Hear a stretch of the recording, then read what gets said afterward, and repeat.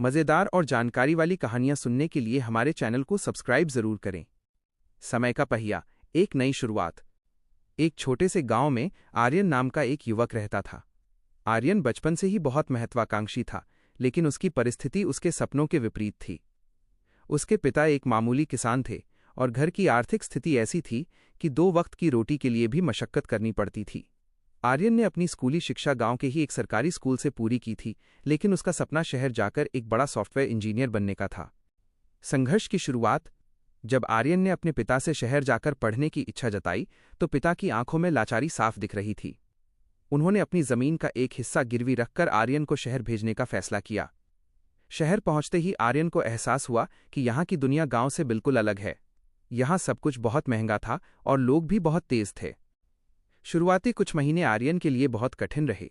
उसके पास रहने के लिए एक छोटा सा कमरा था, जिसमें ठीक से रोशनी भी नहीं आती थी।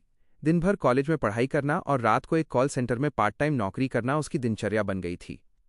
कई बार ऐसा होता जब वो केवल बिस्किट खाकर सो जाता, ताकि घर से मिले पैसों को बचा सके। असफलता का सामना। इंजीनियरिंग के तीसरे साल में आर्यन एक बड़ी कंपनी के इंटर्नशिप प्रोग्राम के लिए गया। उसे पूरा भरोसा था कि वो चुन लिया जाएगा, लेकिन परिणाम उसके पक्ष में नहीं रहा। वो टूट गया। उसे लगा कि शायद वो इस दौड़ में पीछे रह गया है। गांव में पिता की बढ़ती उम्र और गिरवी रखी जमीन का बोझ उसे सोने नहीं देता था। एक शाम, जब वो पार्क में हताश होकर बैठा था, उसे एक बुजुर्ग व्यक्ति मिले। उन्होंने आर्यन की उदासी का कारण पूछा। आर्यन ने अपनी पूरी कहानी सुना दी। बुजुर्ग मुस्कुराए और बोले, बेटा, लोहा जब तक तपता नहीं, तब तक वो तलवार नहीं बनता। तुम्हारी मुश्किलें तुम्हें खत्म करने नहीं, बल्कि निखारने आई हैं। उस दिन के बाद आर्यन ने हार मानना छोड़ दिया। उसने कोडिंग में दिन रात एक कर दिए। वो अब केवल कॉलेज की किताबों तक सीमित नहीं रहा, बल्कि ऑनलाइन कोर्सेज और ओपन सोर्स प्रोजेक्ट्स पर काम करने लगा।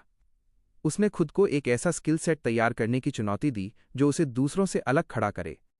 अंतिम वर्ष के प्लेसमेंट का समय आया। दुनिया की सबसे बड़ी टेक कंपनियों में से एक कॉलेज में आई थी। हजारों छात्र कतार में थे।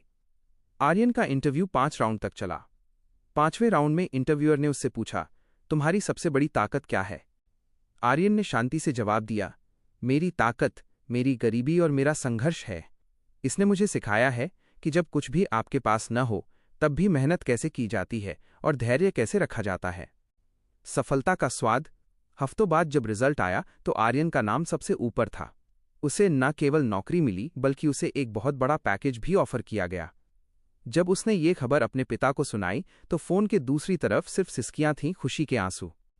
आर्यन गांव लौटा। सबसे पहले उसने अपने पिता की जमीन छुड़वाई।